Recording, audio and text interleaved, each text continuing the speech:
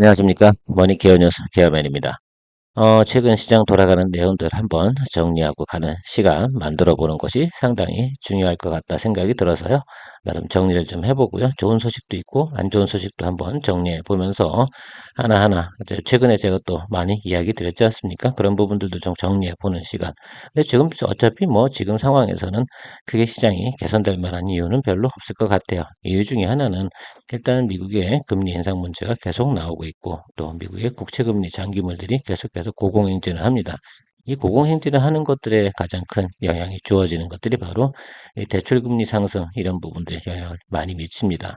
자, 그러다 보니까 아무래도 시장에서 수급 환경이 별로 좋지 않죠. 특히 이제 뭐 프로젝트성 사업 같은 경우는 진척이 별로 좋지 않을 겁니다. 또 아무래도 뭐 지금 우리나라 같은 경우도 PF 부실 대출 문제도 상당히 있는데요.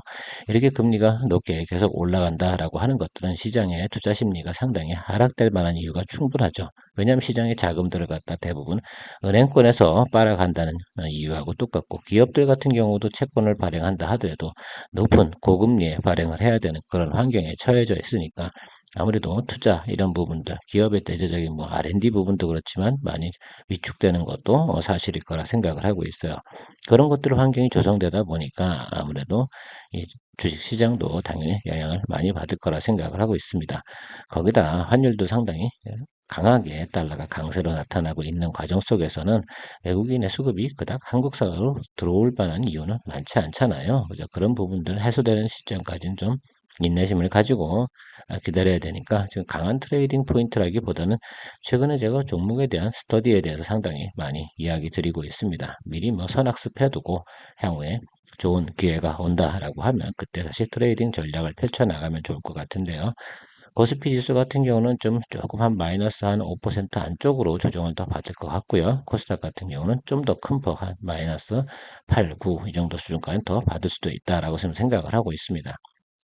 올해 들어서 이런 시대 아니겠어? 전반기에 백투노멀 시대에 도래하고 나서 백투노멀이 된 다음부터 약간 오버슈트한 부분들 같은 경우는 조정이 좀 들어오고 있고 하반기로 가면 갈수록 대주주 양도세 문제도 분명히 존재하게 되어져 있고요. 최근에는 또 분기 말이 됐지 않습니까? 그럼 또 펀드 리밸런싱 부분도 같이 존재하게 되어져 있는 부분. 올해는 작년, 예년보다요. 조금 더 일찍 조정이 빨리 들어오고 있는 모습입니다. 그렇다고 또 12월 달 된다고 해서 조정이 또 안 들어오냐? 또 그건 아니잖아요. 그래서 앞으로 좀 10월부터 한 11월 가는 사이에 반등은 분명히 들어오게 되어져 있습니다. 높은 수준의 반등이라고 보시면 안 될 것 같고요. 우리가 떨어진 폭에 한 50% 정도의 리바운딩 정도는 충분히 볼 수 있죠. 어느 정도 보면 쇼커버링 개념으로 조금 생각해 볼 수도 있다 생각할 수가 있고요. 물론 그렇게 해야지 또 우리가 박스권에 갇힌 자리가 잡혀가게 마련이라고 좀 생각을 하고 있습니다. 그 점들은 좀 우리가 시간을 두어 가면서 트레이딩을 좀 하는 전략을 좀 만들어내야 돼요. 그러니까 4분기 같은 경우는 우리가 좀 눌려있던 거 잡았다 하더라도 전고점 부분까지 볼 수 있는 종목이 있을 것이고요. 그냥 자연스럽게 반등 오는 거 이런 부분들은 전고점 대비해서 절반 정도 낮춘 부분에서 짧게 짧게 치고 나가서 뭐 원금을 회복한다든가 아니면 또 새로운 또 현금을 들고 계신 분들 같은 경우는 낮은 부분에서 좀 포지션을 좀 참는데 제가 최근에 이런 이야기 많이 드렸지 않습니까? 주가가 계속 하락하고 있는 종목들 같은 경우에서는 주봉이 양봉으로 전환해서 양전환 상태로 또 들어오는 상태에 그 이야기를 많이 드리고 있는데요. 그 부분을 좀 기다리시면서 현금을 들고 투자 포인트 좀 잡아가시면 좋은데 그 전에 이제 선행학습을 통해서 어떤 종목을 우리가 투자하면 좋을까 이런 부분들은 좀 선택해 놓으면 상당히 좋을 것 같다라고 말씀을 좀 드리고 싶습니다. 4분기 때 좋은 종목들 어떤 것들이 좀 있을까? 흑자 전환하는 뉴스가 나와 있는 것들, 대표적으로 나와 있는 것들이 디스플레이 분야라고 좀 생각을 해요. 당연히 아이폰 15 출시와 더불어서 이게 사실은 원래 3분기 때 나와야 되는데 4분기로 2월 된 건 다들 알고 계실 거예요. 그래서 먼저 선투자 하신 분들은 기분은 안 좋을 거고 나중에 지금 정도 포인트 잡고 계신 분들 같은 경우는 10월 달 초쯤에 매수 한번 잡아주는 것도 상당히 괜찮을 것 같다는 생각을 가지고 있습니다. LED 디스플레이 같은 경우는 지금 두 가지 분야로 진행을 하고 있는 거라 생각하면 이제 아이폰향 매출 OLED 패널을 갖다 생산하는 것들이고요.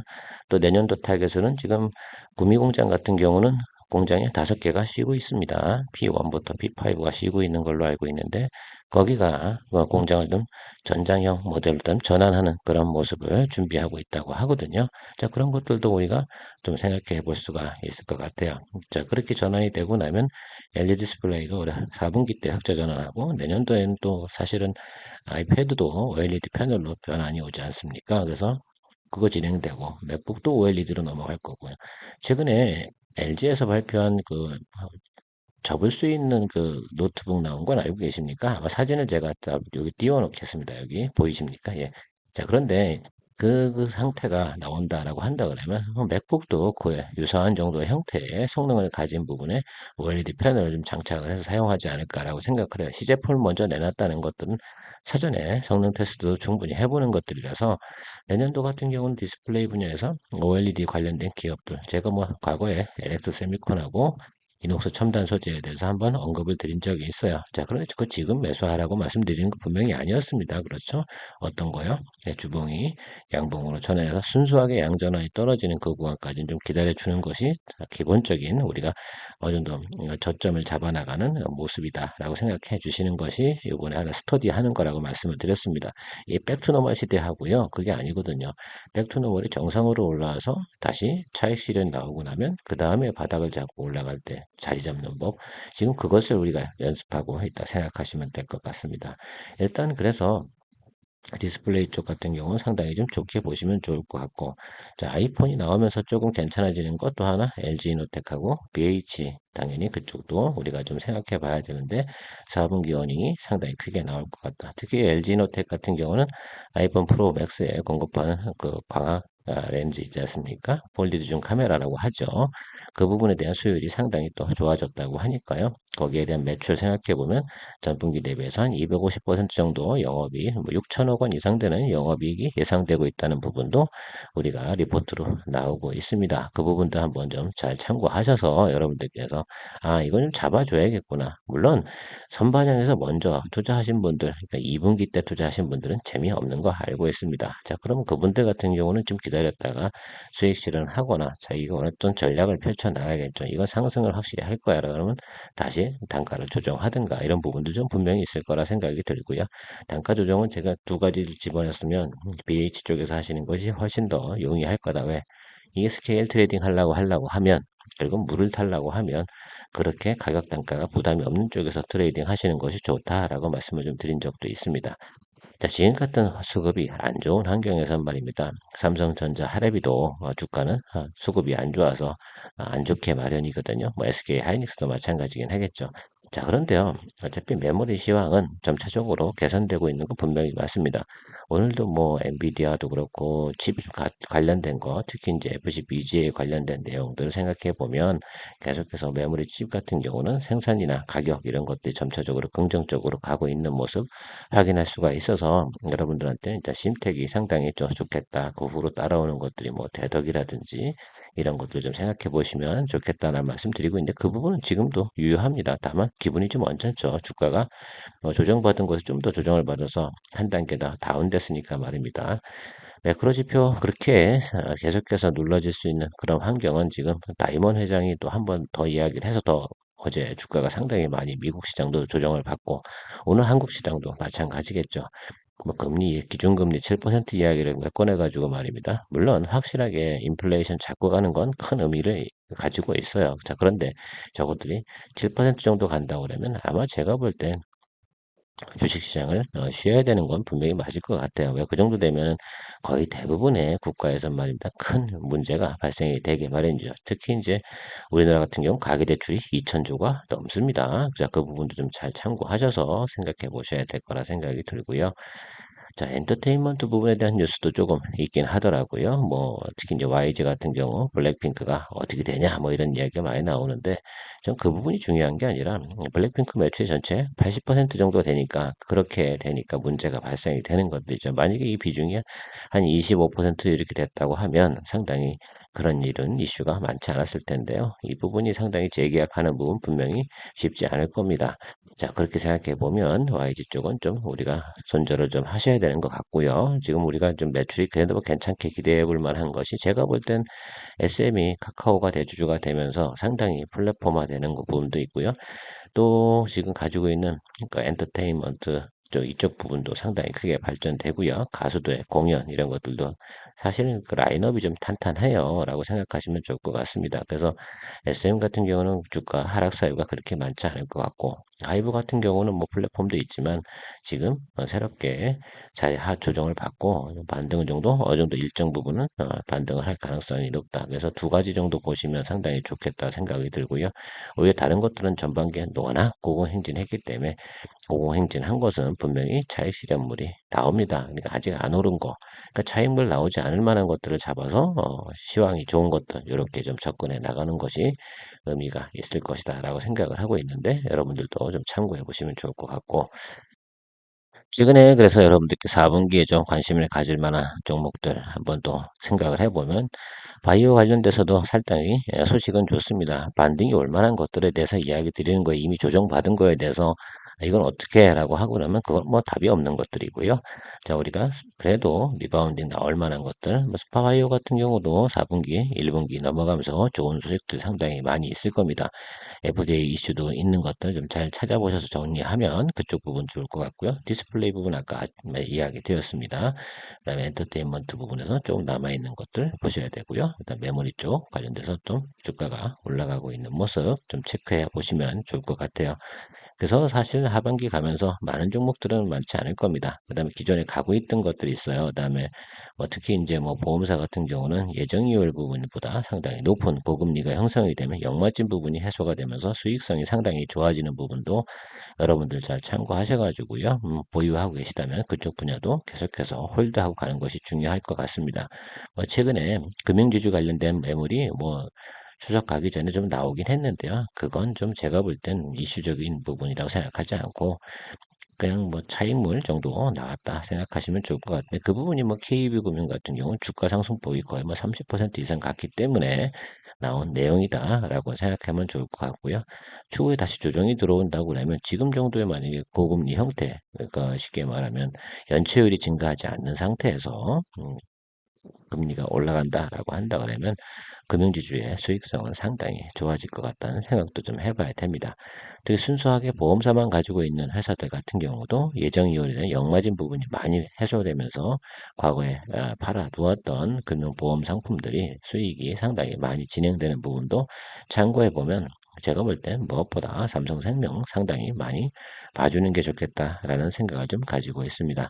뭐 개인적으로 뭐 그 정도 수준으로 좀 해상하고 뭐 현대해상이라든지 뭐 이런 메리츠 화재 이런 것들도 존재하죠. 자, 그런데 일단 규모가 가장 큰 회사에서 그런 부분들이죠. 역마진 부분이 가장 많이 해소되는 부분들 회사가 바로 삼성생명이라고 좀 생각을 하고 있습니다. 그런 쪽도 좀 살펴보시고 그러니까 주가가 반등이 올라온 것 중에서 가장 적게 올라온 부분이라고 제가 이야기 좀 드렸습니다.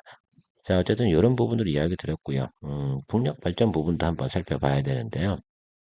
풍력 발전을 보기 전에 먼저 생각해야 되는 것들이 이게 케이블, 송전 케이블 이런 부분들이 상당히 부족하다고 그래. 그 쇼티지 현상이 크게 나타나고 있다고 합니다.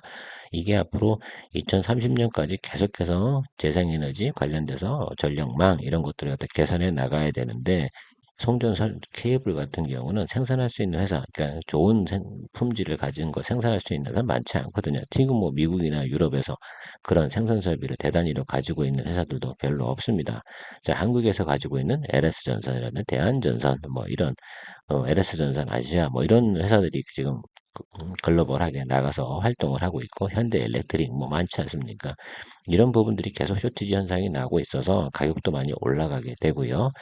구리 가격도 앞으로 상당히 많이 올라갈 거라고 생각해요. 지구를 뭐 두 바퀴 돌리는 길이만큼 전선의 길이가 필요하다고 합니다.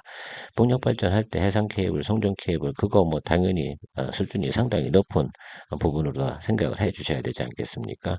근데 이 부분이 상당히 부족하다 보고 그다음에 물류 비용 많이 올라가고 그러다 보니까 풍력 발전 같은 경우는 지금 뭐 보조금도 안 주면 우리 생산도 아주 아쉽게 설비를 갖다가 수주 받은 거 진행하지 않겠다, 공사 진행하지 않겠다.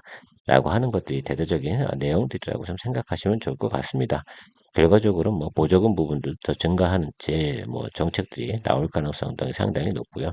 당분간은 그런데 또 반면에 보면 쇼틀리하게 보면 풍력 발전에 대한 어떻게 돼요? 진도 나가는 것들이 금리가 계속 올라가다 보니까 조달 금리가 올라가면 수익성이 상당히 떨어지는 거 아니겠습니까? 자, 그리고 전기를 또 팔아서 남아야 되는데 전기는 고정가로 했단 말이에요. 인플레이션 적용을 전혀 하지 않았어요. 풍력발전단지 건설하는 거. 근데 못하겠다. 스탑해 버리고 마는 거죠. 아예 차라리 안 해버리는 게 훨씬 더 큰 이익이 생겨버리는 그런 현상이라고 소식이 들리고 있습니다.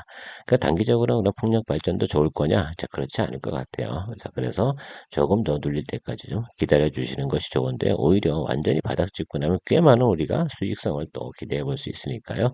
그런 점 잘 참고해서 가야 될 거라 생각을 하고 있습니다. 2차 전지 분야 같은 경우는 늘 관심이 많지만요. 뭐 그렇게 생각해요. 일단 포스코 퓨처엠이나 포스코 홀딩스에 대해서 며칠 전에 리포트 하나 올려드린 거 있으니까 거기 참고해 보시면 좋겠는데 뭐 그런 부분들 지금 뭐 3분기에 굳이 매수한다기보다는 4분기 상황 돌아가는 거 보면서 하시는 거 상당히 중요하고요. 지금 4분기는 원래 비수기예요. 전기차가 많이 팔리는 구간은 아닙니다. 전방 수요가 상당히 또 괜찮게 진행이 돼야 되고 중국에서 구조조정 완벽하게 끝날 때까지 좀 기다려주면 상당히 좋을 것 같습니다. 2차 전지가 나빠서 매수하지 말자 이런 뜻이 아니고요. 주식은 아무래도 업앤다운이 존재하는 거니까 다운 사이클 들어가 있을 때 굳이 트라이 할 필요는 없겠죠. 다 재고 정리 다 끝나고 끝나는 시점이 대충 한 2월 뭐 이쯤이 될 겁니다. 자, 그런 과정 잘 생각해 보시고 또 올해 2차 전지 분야는 공장 증설 상당히 많이 했어요. 4분기 때 일회성 비용 어느 정도 털어줘야 되는 거 맞습니다. 그죠? 초기 비용하고 설비 비용 이런 것도 털고 나가기 시작을 해야 되는데 그걸 대부분 2월에 놓거든요. 자, 그런 부분도 생각해 보면 주가의 상승 여력은 맞지 않을 것 같습니다. 그러니까 그거 다 털고 난 다음에 장부가 그런 거죠. 좀 깨끗해진 다음에 또 투자 포인트를 잡아주시면 상당히 좋겠다는 이야기를 좀 드려보도록 하겠습니다. 자, 전반적으로는 그렇게 좀 보고 우리가 전략 만들어 가면 좋겠다라고 말씀드리고요.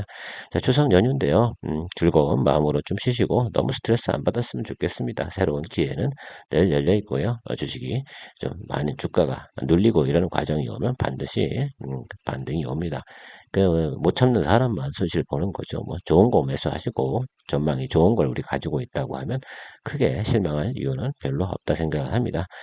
제가 볼 땐 뭐 한 일주일, 열흘 정도 지나고 나면, 그러니까 사실 9월만 지나고 나면 대부분 문제는 해결될 것이라 생각하고요. 특히 이제 중국도 10월달 지나고 나면 점차적으로 개선되는 부분이 많이 나올 거라 생각을 하고 있어요. 시간이 결국은 보약인 것 같습니다. 조금 지금 같은 경우는 보수적인 관점에서 좀 기다려 주시는 전략 만들어 가시면 좋겠고요. 늘 여러분들의 투자 생활에 큰 도움 되도록 노력하는 머니케어맨이었습니다. 뭐 큰 도움은 되시진 않았겠지만 좋아요, 구독 많이 눌러주시면 감사하겠습니다. 다음 주에 더 즐거운 마음으로 여러분들 만나 뵈는 시간 가져보도록 하겠습니다. 즐거운 연휴 맞이하시기 바랍니다. 감사합니다.